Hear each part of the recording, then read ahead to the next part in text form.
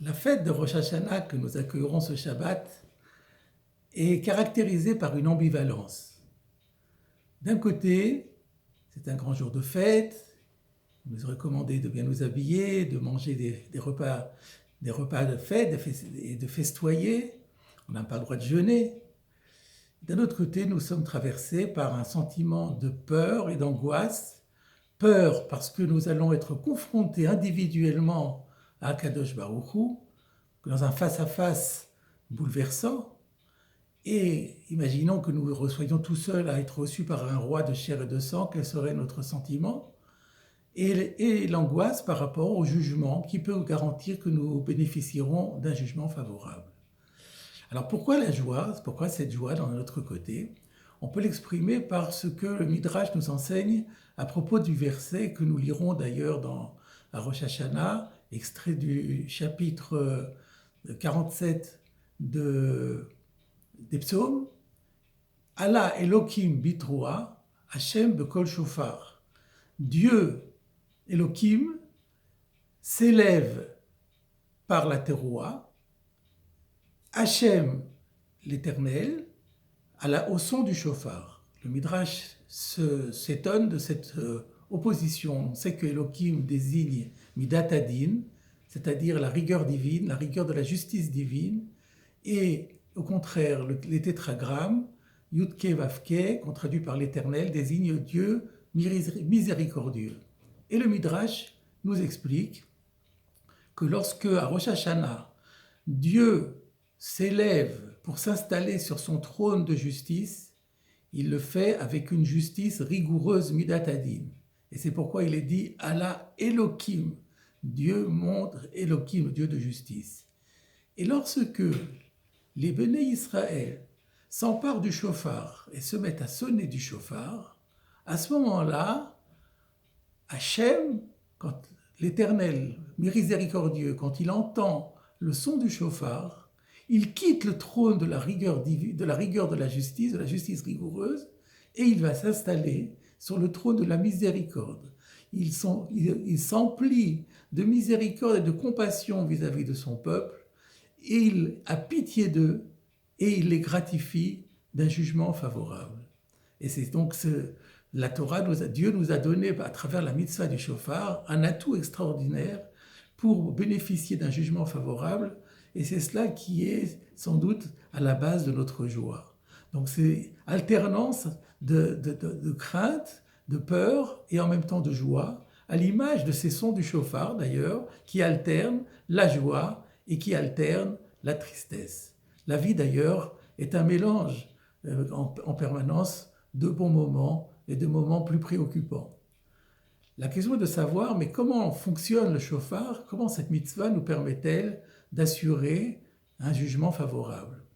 Eh bien, le même Midrash, mais un peu plus loin, rapporte à Rosh Hashanah un verset d'Isaïe, chapitre 48, dans lequel Dieu dit ainsi a parlé Hachem, ton libérateur, et Dieu te dit, le Saint d'Israël, je t'instruis pour ton bien, et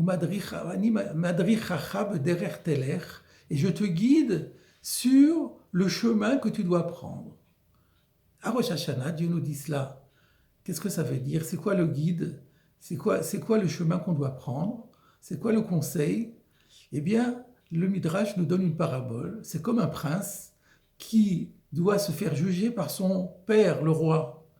Et alors son père, avant le procès, vient lui dire, tu sais mon fils, si tu veux gagner ton procès, il y a un moyen, tu vas faire appel à telle personne que je connais très bien, qui est un immense avocat. Eh bien, de la même façon, nous dit le Midrash, à Rosh Hashanah, le Saint béni soit-il, dit à Israël, mes enfants, si vous voulez un jugement favorable, je vous donne un conseil, faites appel aux trois patriarches, Abraham, Yitzhak et Yaakov. En d'autres termes, la clé de la réussite, c'est l'évocation du mérite de nos trois patriarches. Mais si on approfondit le Midrash, on se dit, mais un avocat, le rôle d'un avocat, c'est de mettre en lumière les qualités de son client, de façon à justifier de son bon droit. Donc si on dit que les patriarches jouent ici le rôle d'un avocat. Cela ne peut vouloir dire qu'en réalité, cette évocation du zchut avot, du mérite des pères, ne peut être utile que dans la mesure où nous cultivons leur exemple et nous montrons à Dieu que nous marchons sur leurs pas, que leur exemple nous inspire. Ainsi, Abraham est celui qui, tout seul, a proclamé la vérité du monothéisme face à l'humanité tout entière. Rabbi Shimon Bar Yochai, dans Brachot, page 7b, nous dit que depuis que le monde avait été créé, personne n'avait désigné le Saint béni soit-il sous le nom de Adon, maître de l'univers. Le premier qui l'ait fait, c'est Avraham Avinu. Yitzhak, en ce qui le concerne, bien sûr, est l'emblème du sacrifice suprême qui va jusqu'à du sacrifice de la vie sur l'autel d'Akadosh Baruch Hu. Quant à Yaakov, c'est le patriarche le plus accompli. C'est celui qui a fait la synthèse entre son père et son grand-père. Il est, lui, l'emblème du Emet. Le verset dit « Titen Emet le Yaakov » tu as donné la vérité à Jacob. La vérité, c'est la vérité de la Torah. Et le Yaakov Avinu est donc l'emblème du don de la Torah, du don des mitzvot, qui effectivement a permis à Yaakov est celui dont les descendants ont pu recevoir la Torah. Alors, mes chers amis, les trois dimensions que nous devons cultiver au jour de Rosh Hashanah, ce sont ces trois dimensions.